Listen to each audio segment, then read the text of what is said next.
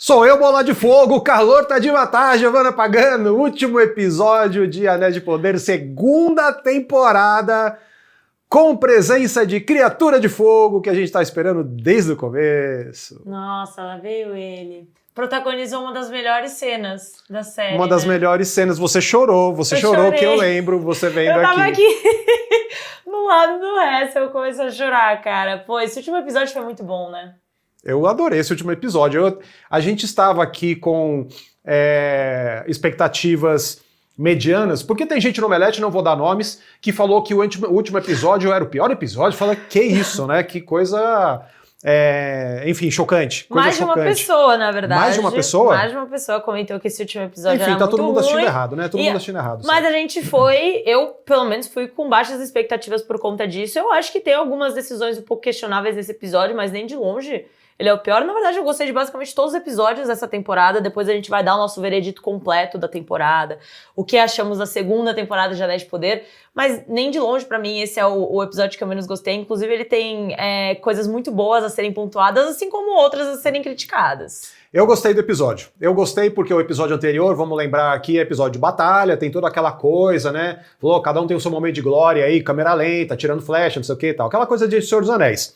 Eu gosto mais quando é a aventurinha. E aí, no caso da aventurinha, pô, teve pra todo mundo nesse episódio, todos os núcleos aí contemplados nesse fim de temporada. E foi um pouco diferente do fim de temporada de Anéis de Poder, que era muito jogando pro futuro, né? Nesse caso, obviamente, você tem muitas cenas dos próximos capítulos, mas você tem também algumas recompensas ali para quem estava acompanhando até agora. Primeiro, que é o começo do episódio, falando do Balrog e tal, que você tem realmente um fechamento dessa história dos anões, da dinâmica entre pai e filho. E agora realmente Durin virou o rei Durin, e a gente tem aí um novo capítulo da história dos anões, mas um fechamento de fato naquela coisa, os anões são cobiçosos, os anões eles têm essa coisa encantada com o ouro, não sei o quê. Então, tipo, isso está completo com uma grande imagem do ouro, que é esse personagem que é tipo, o Balrog é essa coisa que tem luz própria e tal, tipo, se o cara vai martelar a montanha atrás de ouro, vai encontrar alguma coisa ali que ele não quer e tal, e você tem essa criatura meio que fazendo às vezes de uma ideia, né, tipo,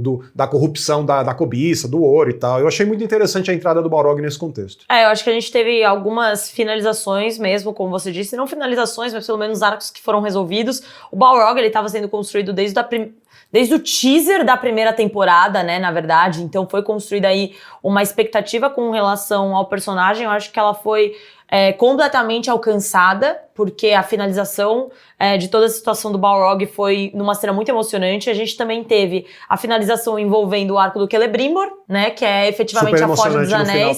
Muito boa. Gente, não entra na minha cabeça a quantidade de crítica vindas pra essa galera que é o arco do Anatar Celebrimbor. Tinha muita gente fazendo... Agora, a gente tá gravando agora e os episódios já saíram, né? Quando a gente grava meio antecipadamente, a gente já tá conseguindo acompanhar algumas críticas. E pra mim, cara, é realmente curioso. Eu queria até entender o pessoal que critica tanto essa parte do Celebrimbor e do Anatar. Mas eu acho que ela vai melhorando também, né? Ela vai melhorando, mas eu acho que ela começa bem já. Ela começa bem, no quarto episódio tá ok, no quinto já vai melhorando bastante. De longe, eu nunca reclamaria muito como primeira coisa, entendeu? Eu reclamaria de outras coisas se fosse pra reclamar.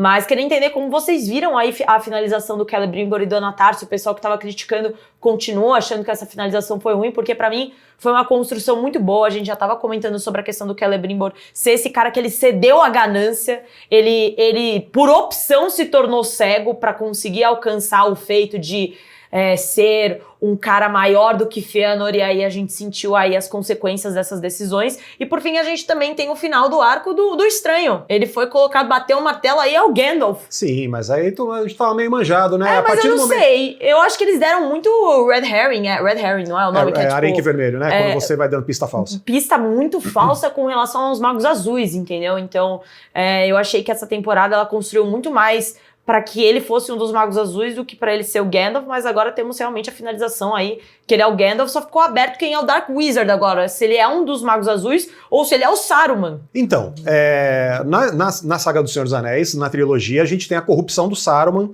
acontecendo ao longo daquela história. Eu acho que o Dark Wizard ele já tá meio caminho aí, de se tornar realmente uma criatura que tem os seus próprios interesses e, tipo, não é aquela coisa do interesse benevolente. Então eu acho que já temos consumado aí, afinal de contas ele é chamado de Dark Wizard, não deve ser por acaso, entendeu? Tipo, se todo mundo de Roor já tá falando, olha, esse cara aqui é o Dark Wizard, então, putz, eu acho que esse barco já partiu, assim, entendeu?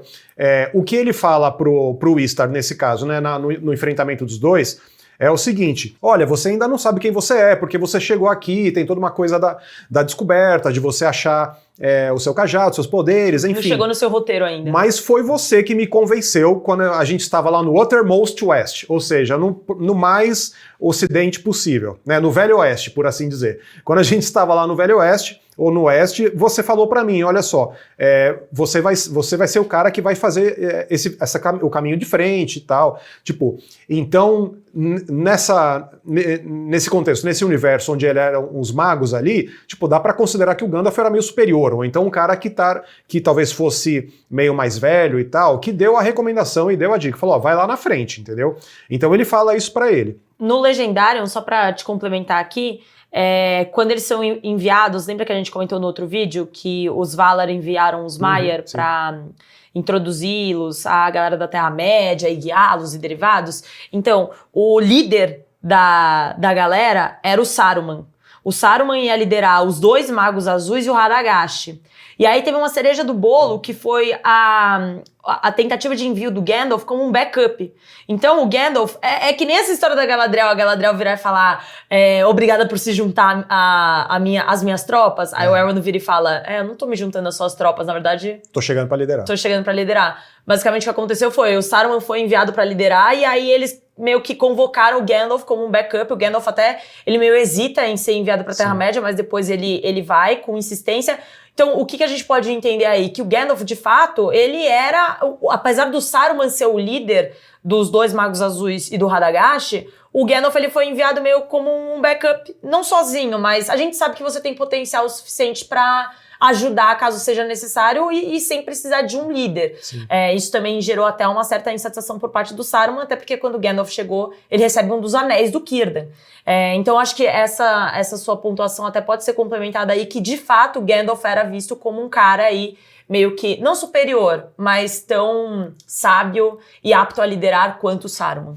O que eu acho assim, né? A gente comentou no episódio anterior que você tem Sauron como o grande vilão, o grande antagonista da história e tal, mas você tem alguns subchefes para meio dar conta da narrativa das ameaças da vez, assim, né? A gente teve o encerramento da história do Adar. Puta encerramento! Puta encerramento foda, foi muito incrível. Eu virei fã do Adar, E como eles reproduziram a cena da mesma forma que o Sauron é morto no começo da temporada, maravilhoso. Ele lá sendo esfaqueado, então basicamente a roda girou, né? E agora os orcs de fato foram manipulados. Isso foi uma coisa que eu achei meio conveniência de roteiro, mas eu acabei passando, que foi o fato de que os orcs primeiro eles eram os filhos do Adar, e aí depois, do nada, eles meio que se revoltaram, mas aí o Hessel fez uma pontuação inteligente, que foi, durante os episódios, principalmente esses últimos, os orcs eles foram colocados nessa posição de questionar as decisões do Adar, né? Principalmente aquele orc que a gente vê que é o primeiro a se revoltar contra ele. Ele vira e fala, pai, mas a gente vai mesmo entrar nessa guerra? Estamos morrendo, não sei o quê. Mas e o Sauron? A gente vai mesmo enfrentá-lo? Então, basicamente, foi construída, de certa forma, sim, essa trairagem e também a preocupação dos orcs para com as ideias do Adar, que, como a gente falou no último episódio, passaram a ser uma guerra própria dele contra o Sauron. Não era mais ele se importando com a verdadeira causa, que era conseguir uma casa para a família. Não, era uma treta pessoal entre ele e o Sauron, e os orcs estavam meio que reparando nisso nos últimos episódios, né? Eles falando em conveniência de roteiro, eu acho que a gente vai entrar no mérito da Galadriel aqui, que é um capítulo à parte e tal. As ações e tudo que envolve as decisões que ela toma são muito convenientes para você fazer a história acontecer e a história desenrolar. Então vamos lembrar que o anel cai na mão do Adar, e para mim tem toda uma resolução que é perfeita para essa narrativa dele, que ele pega o anel, aí o anel é tão foda que consegue fazer ele voltar para a forma original dele de elfo, e ele fala assim, não quero. Tipo, ele meio que experimenta, é como se você tivesse um personagem que já sabe qual é o sabor do lado negro da força aí, e ele fala, não quero porque isso aqui realmente está muito acima e vai me controlar. Tem toda uma narrativa e todo um texto aí dizendo que é o anel que controla essas pessoas, né? A cobiça não é exclusividade dos anões. Então o Adar, ele pega o anel e fala, não quero, e ele devolve pra Galadriel. Acho perfeito como despedida do personagem. Também. É ótimo, é uma temporada inteira que, enfim, trocaram o ator e tal, botaram um ator que parece mais galã, não sei o quê. Mas fecharam o ciclo bem. Fecharam o ciclo bem, isso justifica essa narrativa dele, e eu gosto dessa humanização dos orcs, no sentido de, tipo, cada um dos povos ali tem sua própria verdade e os seus próprios motivos. Então, em relação a isso, não é só bucha de canhão, não é só a galera pra fazer meio volume do exército na hora da batalha campal, entendeu? Tipo, tem um lance ali que meio que se justifica na figura do Adar. Então achei interessante. Agora, voltando um pouquinho pra Celebrimbor, eu acho que, tipo, também é uma despedida muito, muito legal, porque, tipo, já saiu da mão dele, entendeu? Os anéis já não estão lá, acabou de forjar os anéis, fez a função dele, e aí, tipo, na cena você tem até uma coisa meio entediada, tipo, o Anatar fica tirando flecha nele lá, né? Tipo, ele tá lá no chão, estrebuchando já, a Anatar fica tirando flecha nele, Sim. porque tem essa coisa muito, tipo, o final da narrativa dos dois, e eu acho que, tipo, é como se fosse um esgotamento da dinâmica, entendeu? Você tem cada um tentando convencer o outro ali naquela coisa do gaslighting lá do Anatar, e aí, tipo, a história dos dois se esgotou no sentido de, olha, tudo que podia acontecer aqui já aconteceu, e aí realmente é uma despedida muito melancólica, assim. Sim. E ao mesmo tempo visualmente muito forte, né? Aquela coisa dele meio que ser crucificado, como Cristo que foi morto na cruz, com o soldado romano vai lá e, tipo, com a lança e pega bem no fígado dele ali, né? Tipo, no estômago e tal. Tipo, e aí Celebrimbor também ser crucificado ali como se fosse um mártir e tal. Então achei as imagens muito bonitas, e o texto também sempre muito foda, né? Essa cena é muito bonita, essa cena é muito forte.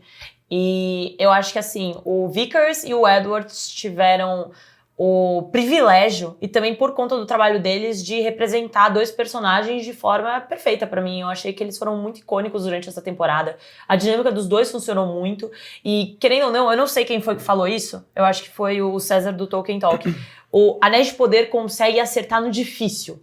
Às vezes eles erram no fácil, mas eles acertam muito no difícil, e acho que a maior tensão, a maior preocupação da galera para com essa temporada era saber como é que seria desenvolvido essa abordagem do Anatar para com a manipulação, para com Celebrimbor, como Celebrimbor também não sair como um completo idiota na situação, e eu acho que eles conseguiram levar muito bem toda essa dinâmica dos dois, tanto no texto como nas atuações, e é poético como ele finaliza com o Senhor dos Anéis, né? Ele acaba chamando o Sauron de o Senhor dos Anéis, naquela praticamente a finalização do arco do personagem dele. Assim como no começo da temporada, no segundo episódio, o Anatar, que é o Sauron, chama o Celebrimbor de o Senhor dos Anéis, também numa cena muito épica. Então a gente vê aí, e eles também comentam isso na San Diego. A série começa com o Celebrimbor sendo o Senhor dos Anéis e finaliza com o Sauron se consagrando como o Senhor dos Anéis. E ambas essas nomenclaturas, a nomenclatura do Senhor dos Anéis não trouxe benefício pra ninguém lá. Porque tanto que Celebrimbor acaba morrendo com essa nomenclatura, como o Sauron também é destruído com essa nomenclatura. Então é entender aí quem de fato é o Senhor dos Anéis, e ser o Senhor dos Anéis em algum momento foi benéfico para algum desses personagens. Essa é uma discussão muito interessante que leva algumas pessoas a teorizarem também se o Senhor dos Anéis não é o próprio um anel. Eu discordo disso, eu acho que o Sauron é colocado mesmo como o Senhor dos Anéis, e independente de toda a ruína dele, ele conseguiu alguns feitos, como os anãos perderam Casa Dum. Eu acho que os Anéis dos Homens foram os que mais foram significativos aí pro plano dele, né? A gente tem o Witch King completamente deturpado, a gente tem aí também toda a questão de Númenor, que é afundada. Então o Sauron, ele conseguiu fazer alguns planos, né, conseguiu efetuar alguns planos com o uso do anel e com o uso dos anéis, sendo o Senhor dos Anéis, mas consequentemente também veio aí a ruína dele. Ele sofreu muito durante essa trajetória, ele perdeu muitas guerras, ele, em outras palavras, se fudeu. Então, no final do dia, ser o Senhor dos Anéis, qual foi a vantagem aí pra esses dois personagens, né? É isso, né? Você tem personagens que, tipo, em algum momento eles mostram uma certa humanidade e tal, só que ao mesmo tempo eles têm pretensões e ambições muito maiores do que eles conseguem lidar. Mesmo até o próprio Sauron, que exato. tipo, é um ser todo poderoso. Você vê ao longo da temporada que ele é meio onipotente pra fazer coisas, mas ele tem, né, tipo, qual que é o limite dos poderes dele? Às vezes o limite dos poderes é, tipo, uma região, tipo, é a área do Wi-Fi, assim, entendeu? Tipo, se ele consegue meio que controlar as pessoas em volta, se alguém se oferece pra ele e se sujeita a ser controlado pelo poder dele e tal. Então, tipo, ele é onipotente, mas num certo grau ali que é conveniente para a série. Que foi o que aconteceu justamente em Eregion, né? Que é a nossa que aconteceu em Eregion, que exato. tudo foi uma peça de teatro, né? Tudo aconteceu em um local só, em um cômodo, que é basicamente o lugar onde o Celebrimbor e a galera forjaram os anéis. E eles estão fazendo essa coisa teatral de um jeito muito bem feito. Muito bem feito. Muito bem feito. Eu acho que esse final da história do Celebrimbor é meio tipo que mostra um pouco isso. E agora, voltando ao lance de você tá apontando pro futuro, mas ao mesmo tempo você tá dando conta do presente dessas histórias e desses personagens. Tipo, o Celebrimbor já dá a letra, né? Ele fala literalmente, não, tipo, só basta um anel pra te acabar com seus planos e tal, você vai se tornar prisioneiro dos anéis. Ele fala um anel, literalmente, né? Então, ele tipo, cantou a bola. Cantou a bola, e você meio que já está mirando pro futuro da história. Mas ao mesmo tempo entregando o presente ali de como essas pequenas narrativas, esses arcos são resolvidos, assim. Celebrimbor, então, e Anatar, 10 de 10. Adorei 10 de o núcleo. 10. No começo achei meio chato, mas depois eu gostei. Mas aí a gente entra na área que pra mim não foi 10 de 10, que é Galadriel e Sauron, né? Galadriel e Anatar. Então. Acho que a gente pode falar dessa cena aqui, que foi a batalha dos dois. Eu gostei de algumas coisas dessa cena, inclusive o resto eu tava vendo enquanto eu assistia, tinha várias cenas que eu falava, não, quê? E era durante essa batalha, mas assim, achei meio brega. Não sei dizer. Eu acho que não sei se o problema é ser brega. A gente gosta das paradas bregas, mas eu acho que foi um brega que não agregou muito dessa vez. Até algumas decisões estéticas, a luz batendo na Galadriel, o slow motion. Tem umas paradas que não me agradam muito. A coreografia de batalha eu acho que poderia ser uma coisa mais legal. Tanto é que essa temporada, ela não antecipou, mas ela preparou muito terreno pro encontro desses dois personagens. Então eu acho que eu esperava um pouco mais desse encontro e não me entregou muito o que eu tava esperando. É porque assim, né, tipo, a gente começa a série, especialmente na primeira temporada, você tem Galadriel meio muito potente, enfim, ela meio que justifica o fato de ser a comandante dos elfos, né? E aí você tem a segunda temporada que começa meio que todo mundo duvidando dela, e ela é meio, tipo, ela é desempoderada ali do seu cargo no exército dos elfos.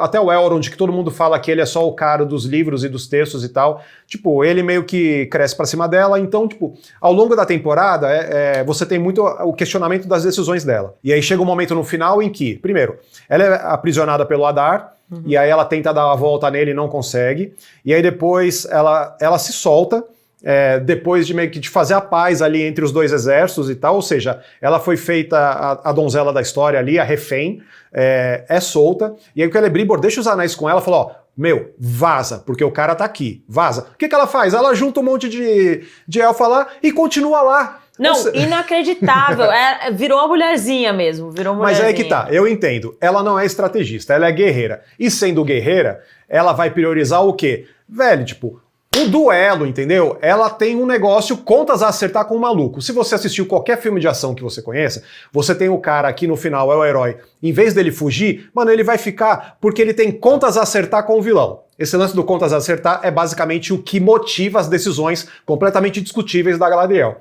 E aí é engraçado que logo depois chega Arondir, assim, Arondir completamente encantado por ela. Ele, foi tipo lobo solitário a série toda. Aí de repente ele chega lá e fala, Galadriel, o que você comanda? O que você diz agora? O que você manda? Eu assim, ó, não escuta ela. Não escuta essa mulher. Tudo que ela falar faz o contrário, tá ligado? Exato. Mas enfim, né, tipo, a gente meio que permite. O roteiro e o texto é muito legal, as viradas são muito bem consistentes e tal, então você permite que os personagens, eles possam se comportar uma hora ou outra ali de um jeito completamente questionável e tal. E acabou que eles vão parar em Valfenda, né, tipo, eles encontram lá um território que tem toda uma preparação de como eles chegam, aí eles chegam lá e tem um lance, os anéis vão proteger esse ambiente, não sei o quê, aí tem a cachoeira, tem aquela coisa meio idílica, né, tem... A utopia, uma coisa utópica, total utópico. Os brasileiros sem o Twitter, aquela coisa utópica e tal. Achei super cafona, mas eu preferia que tivesse acabado com o lance do Gandalf. Mas, de qualquer forma... aquela cena deles erguendo, assim, a espada. Eu acho meio... E um monte de criança e todo mundo ali, correndo, brincando. Fala, puta, tá muito ariano pro meu gosto. Tipo, podia... eu não sei também, não curti muito essa finalização. Essa parte da Galadriel e do Mas, enfim, do chegar em Anatar, Rivendell é importante, né? Um capítulo importante da história deles. Não, é um capítulo importante. É que essa parte da Galadriel e da Anatar, o que me pega tem algumas coisas muito interessantes nessa batalha, principalmente as que eu fiquei muito surpresa, foi a gente vendo o trabalho do Sauron sendo um metamorfo. Então, pra quem lê o Legendarium, pra quem lê qualquer coisa envolvendo os relatos, enfim, seja a carta de Tolkien, seja o que tá escrito em Contos Inacabados, Silmarillion, a gente sabe que o Sauron é um metamorfo e ele tem essa capacidade de mudar de forma. E que, aparentemente, ele é meio que um PhD nisso. Existem outros seres que têm essa capacidade, mas sempre foi colocado o Sauron como sendo um dos únicos caras que consegue fazer isso muito bem. Inclusive, em batalhas, é dito no Legendário que ele mudava de forma durante a batalha. E a gente vendo isso, é muito legal. Ele fazendo até trocas pra aparecer a própria Galadriel batalhando contra Galadriel, ele adotando a imagem do Halbrand. Eu achei essa dinâmica muito legal, mas algumas coisas no texto dessa batalha achei meio cafonas, e novamente a Galadriel, ela é uma personagem que eu passo pano ao mesmo tempo que ela me incomoda. Eu passo pano por quê? Porque eu sei e eu consigo entender que essa história se passa muitos anos, séculos, milênios antes da Galadriel que a gente conhece. Então todo mundo vira e fala, mas essa Galadriel já é velha, não é motivo pra passar pano por ela ser impulsiva. Na verdade é assim, gente, porque ela acabou de passar por uma situação envolvendo guerra e envolvendo a perda do irmão dela, então tudo isso é um resquício de um trauma que ela passou e como ela tá lidando diante desse trauma. Todo mundo já passou por trauma da vida, todo mundo já passou por perdas e a maioria dessas pessoas consegue entender que você se torna uma pessoa diferente depois disso. A Galadriel tá nessa fase e ela tá nessa fase também de se encontrar e entender a pessoa que ela é. Ela não é essa pessoa estrategista, calma, tranquila que a gente vê na trilogia do Peter Jackson, ainda tem muito tempo pra chegar lá. Ao mesmo tempo que ela me incomoda também, o texto dela me incomoda às vezes, e eu acho sim, aí me valendo dos comentários da galera que é mais preciosista, eu acho que seria legal ver um pouco de magia envolvendo os elfos. Eu acho que falta um pouco, a gente acaba esquecendo que elfos têm magia, conseguem mexer com magia, e a gente não vê isso muito explicado nem explícito na série, sendo que é uma série de fantasia. Eu acho que diferente da trilogia do Peter Jackson, eles teriam até mais abertura pra desenvolver a magia sendo tratada por esses seres, e eles não estão fazendo isso. Então eu espero que nas próximas temporadas talvez eles abordem, o que eu acho difícil, porque durante 2 temporadas inteiras, envolvendo batalhas solo com a Galadriel, não teve nenhum pingo de magia envolvido. É que nesse caso você tá usando os elfos como, tipo, realmente é a galera que tá puxando a batalha, né? E você puxando a batalha, tipo, Gil-galad sua lança, né? Mas é isso que eu acho que poderia incluir, sabe? Eles têm um diferencial de usar magia. Principalmente a Galadriel, todo mundo fala, a Galadriel não é guerreira. Na verdade ela é. Foi colocado em vários textos do Legendário que ela batalha. Só que na maioria dessas batalhas ela é descrita fazendo magia e não necessariamente empunhando a espada, o que também não impede ela de empunhar uma espada. É que eu acho que, em se tratando de uma série de fantasia, que é muito bem feita e tem muitos elementos de fantasia, seria muito legal vê-los mexendo com magia também, entendeu? Mas aí nesse caso não me incomoda tanto, porque eu gosto muito de uma coisa de fantasia quando é meio RPG, entendeu? Cada classe tem o seu talento. Você tem os magos é que usam magia. Mas quem tá usando magia lá agora? Mas aí, até o duelo com o Dark Wizard, voltando ao lance dos vilões, você teve o Adar, o encerramento da história dele como vilão, e agora o próximo vilão ficou, obviamente, ficou óbvio que é o Dark Wizard. Tanto que o encontro dele com o Gandalf, ele fala assim, não, você não tá pronto. Né? Tipo, tchau. Isso é clássico de história de fantasia, assim, né? Aquela coisa meio Dragon Ball. Fala, não, eu vou duelar com você quando você estiver melhor. Sim. E, tipo, ele manda essa porque realmente ele é o próximo capítulo, ele vai se tornar um cara... Ele precisa aumentar os níveis até chegar no Dark Wizard. Exatamente. E o Ciarán Hinds é um ator foda, enfim, a galera conhece ele por Game of Thrones. Então, tipo, você tem o momento do Dark Wizard sendo preparado. Não foi agora esse momento. O Gandalf precisa de mais XP pra chegar lá, e aí precisa de um desenvolvimento desse personagem. Então, foi, por enquanto, o finale dos dois ali foi meio aquém, o lance dele segurar as rochas e tal, enfim. Mas eu gosto quando a magia fica meio dedicada aos magos. Sobre Galadriel, eu acho o seguinte... o que faz ela ser a protagonista é o fato dela ser impulsiva. A gente fica meio... Hoje em dia, em ficções, qualquer coisa, não precisa ser fantasia, pode ser qualquer coisa. A gente fica meio esperando que as coisas façam sentido. Velho, eu, sinto muito dizer, mas isso, não tem tanto valor assim na hora de contar histórias, entendeu? As coisas, elas têm que te convencer na narrativa. Faça sentido ou não faça sentido. Então, a gente sempre fica preso a essa coisa do fazer sentido e fica esperando que os personagens todos sejam muito racionais. Uhum. E, personagem, se ele for racional, é um mau personagem, entendeu? Que não vai acontecer nem a história, entendeu? Acabou a história. Primeiro, não vai acontecer a história, e segundo, você tá esperando que o personagem saiba de tudo. Sendo que o que faz dele personagem é o fato dele não saber de tudo. Quem sabe de tudo somos nós. Exato. Entendeu? Então, o personagem ele tem que ser impulsivo e ele tem que ter só parte das informações. E Galadriel foi muito impulsiva. Às vezes é chato quando ela é impulsiva? Porque, você queria só que ela fosse um pouquinho mais esperta, entendeu? Sim, mas eu acho que é crível. É completamente crível. O que faz dela ser protagonista é a impulsividade. Sim. Porque você é movido pelas emoções, você é movido pelas suas paixões e tal. Porque se ela fosse racional que nem o Aaron, não teria nem história. Exato. Tanto que o Aaron, o que é o Aaron? O Aaron é tipo o cara que por pouco não foi interesse amoroso, mas ele é só o Aaron, entendeu? Foi só uma brincadeirinha. Foi só uma final o Aaron também sucumbe aos anéis, né? Que é a parada que é a cena final, que ele vira e fala, então vamos usar os anéis. Não, e eles até passaram pano pros anéis aí, né? Passaram pano pros anéis. Não, os anéis dos elfos, como se fosse a pureza, né? Total. O cara não encostou nos anéis, são anéis puros. Tá ótimo, vamos neles.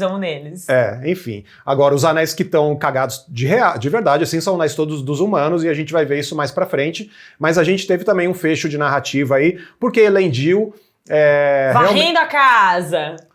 Na moral, assim, você tem nessa história realmente personagens que parece que eles estão esperando a roda do destino, né? Tá todo mundo preso à roda do destino. Então, tipo, os elfos estão assim, os anões estão assim, agora vai vir a família do Durin, aí vamos conhecer a família do Durin, quem que vai disputar poder e tal. Mas todo mundo tá preso à roda do destino. No caso do Elendil, velho, pau torando, Númenor caindo, todo mundo sendo preso lá, quem é da fé, tá sendo, tipo, varrido e tal, e ele literalmente varrendo a casa. Juro. Varrendo a casa. Ele quer ficar fora dessa dor de cabeça. Nossa, Elendil, pensa num personagem que só queria uma aposentadoria tranquila. Coitado, mal sabe ele que ele é o que mais vai ter treta daqui pra frente. Mal sabe ele, vai ter que carregar tudo. Mal sabe ele que todo mundo vai de arrasta, menos ele. Aí vai ter que ele resolver lá as paradas. Mas quem deu, a rainha cega, chegou e falou, meu amigo, o negócio agora está apenas começando para você. Ela chega e dá a espada para ele, que obviamente para quem conhece Senhor dos Anéis sabe que é a importância da Narsil. A espada é da linhagem dele, ela fala isso pra ele, né? Você tem alguns personagens que são os lords de Andúni, que é uma região ali de Númenor e tal, da família do Elendil. Aragorn. Então, tipo, você tem parte da família dele que não, inclusive não disputou o trono nem nada assim, porque uma antepassada dele era a filha mais velha, e nas regras de Númenor a mulher mais velha não pode assumir o trono. Então você teve meio que a família do Elendil indo pra essa outra região, e aí eles se tornam os lords dessa região e são meio que os líderes da galera que acredita nos elfos e acredita em Valar. Então você tem toda essa família e o braço da família dele que se tornam os líderes da fé. E por conta disso eles não disputam o trono e tal, então vira uma coisa à parte. Só que aí a rainha chega pra ele, olha só, a gente tem essa espada aqui, que é a espada da sua família, e você tem o direito a ela e tal. E essa espada, obviamente, se torna importante, porque a gente sabe pelos livros que é a espada que vai cortar o dedo do Sauron quando Isildur pegar a espada. Então, tipo, a espada se parte no duelo com o Sauron. Sim. E aí no Senhor dos Anéis você tem a reforja da espada. A espada ganha outro nome e tal, mas o lance o Aragorn, ele meio que se prova o rei, e ele se prova o líder dos homens, por causa basicamente da espada. É uma espada mágica, é a espada mais foda de todas. É por isso que tem toda uma cerimônia na hora de apresentar a espada nesse episódio. Foi uma cena bem legal, e também acho que a gente pode lembrar aqui que Númenor, nesses 45 do segundo tempo, deu uma revigorada e deu... Porque acelerou, né? O jogo. Acelerou nas tretas, acelerou nas tramas. Eu acho que a próxima temporada, eu não sei se já é a queda de Númenor, só que a gente vai ter que ver a queda de Khazad-dûm e a queda de Númenor. Então, assim, tem outra crítica que eu não entendo muito da galera, é a galera falando que tem pouco conteúdo pra muita temporada. Gente, eu discordo completamente. Não, tem bastante coisa. Essa temporada teve muita coisa acontecendo, não foi uma temporada parada, eles conseguiram colocar muita coisa no enredo, e a gente ainda tem que ver a queda de dois grandes reinos, que é um reino dos anãos e também o reino dos homens. Eu não sei se essas duas quedas vão ser retratadas juntas, eu acho que não, porque tudo envolvendo a queda de Númenor envolve muito do Sauron, muito. E eu não sei se eles vão conseguir colocar tanto Khazad-dûm como Númenor tendo esse devido desenvolvimento. Mas são duas coisas aí que são extremamente importantes, e como você disse, agora a gente tem casos de família também envolvendo Durin irmão. Que Durin irmão era o favorito da linhagem? Como assim? De onde surgiu? Já é um mistério, né? Durin pai e Durin filho ter o mesmo nome. Pra quem não sabe, o nome Durin é como se fosse um espírito, né? E aí de gerações e gerações sempre tem aí a pessoa que adota o nome Durin lá nos anãos, e aí tem duas pessoas com o mesmo nome, o que é meio esquisito, mas aí agora a gente descobre uma informação mais esquisita ainda, que ele tem um irmão e que supostamente ele é o favorito ao trono. A gente vai descobrir na temporada que vem. Mas o que a gente tem agora Durin pai faleceu numa cena extremamente épica. Gosto muito dessa cena. Gosto muito do Balrog. Asa de fumaça. Bonita, asa de fumaça. Demais. Essa cena é bonita, gente. Bonita.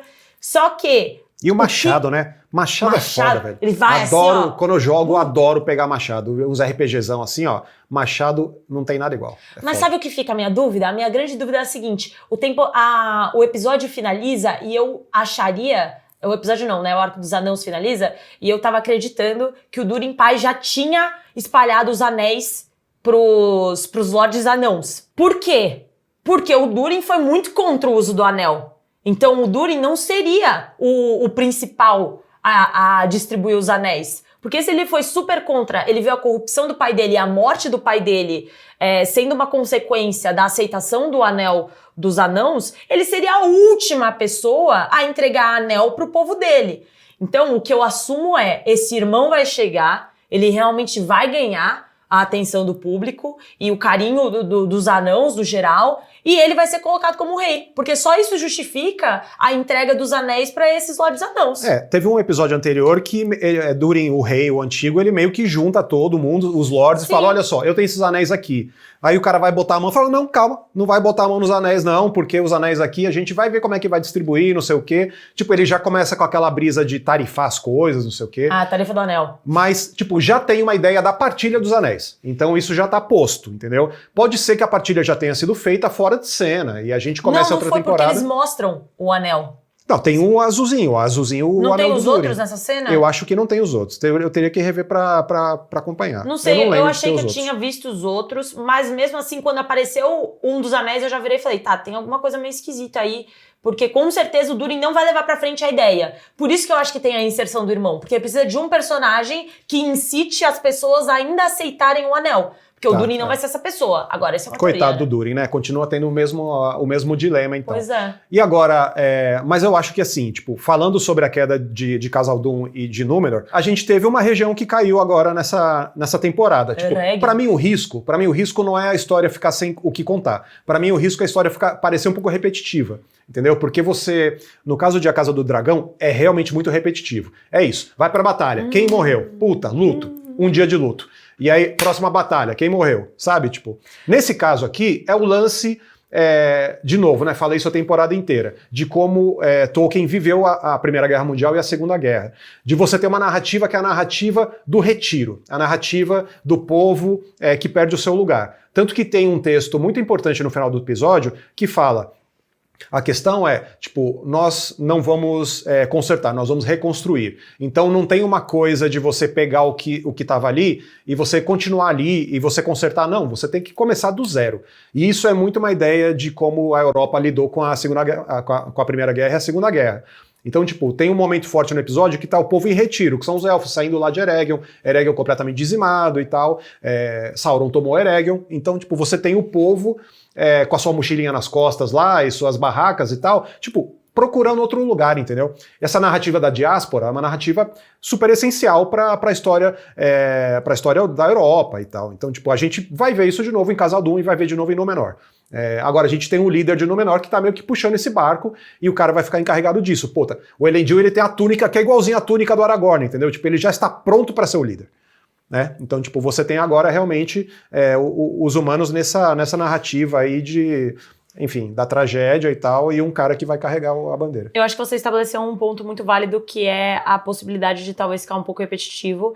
Isso vai ter que ser resolvido com o texto também, mas principalmente porque Númenor é basicamente a mesma coisa que acontece com Eregion. É o Sauron lá se valendo de manipulação, convencendo os humanos a se voltarem contra os elfos, e por conta disso eles serem punidos. Né? A forma que essa punição acontece é muito diferente e muito interessante, tanto do ponto de vista narrativo como do ponto de vista visual. É diferente de Eregion. Então eu acho que eles podem trabalhar tanto nessa parte visual como na parte textual para não ficar uma coisa tão repetitiva. Eu tenho fé em Amazon Prime We Trust, não sei o quanto, mas eu gosto muito da primeira temporada, adorei essa segunda temporada, então acho que a gente tem boas expectativas aí pra terceira. Muito bem, olha só, e a gente quer saber a sua opinião aí, hein? Conta pra gente aí, como foi esse finalzinho pra você de temporada, se foi emocionante, se você queria que o Istar fosse o Gandalf ou não. Ele falou Gandalf.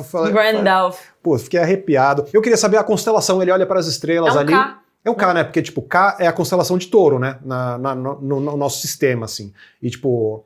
nas histórias e tal, era muito importante do jeito como Tolkien encarava essa coisa das constelações, ele meio que criou um sistema de constelações espelhados no nosso. mas eu não sei exatamente nos livros qual que é o K e tal. Então teria que pesquisar. Mas enfim, a gente tem esse agora, oficialmente o Gandalf, com o seu cajado bonito, inclusive. Celebrimbor falecido. Assim. Celebrimbor falecido. O que mais temos? O Rei Durin, temos o Rei Durin. Falecido. Temos o Isildur reunido com seu cavalo, ele agradeceu o cavalo, falou, pô, se não fosse o Beric, eu teria morrido, aí o cavalo só torceu, né? Adoro o Beric. Agora eu gosto. Não gostava, agora eu tô curtindo o Beric também. E é isso que temos. Só o filho do Alfarazon que, pô, já tá fazendo hora extra nessa série. Ninguém aguenta mais o Cusão pseudo Joffrey. Mas ele fala assim, não, as árvores são apenas árvores. Esse tá pronto pra ser pisado pelo Ent. Queria que o Ent chegasse e pisasse nele, assim, ó. Tomara que ele morra por um Ent. Exato. É isso. Mas é isso, terceira temporada, bora lá. E teremos veredito da segunda temporada, Veredito, assista o veredito.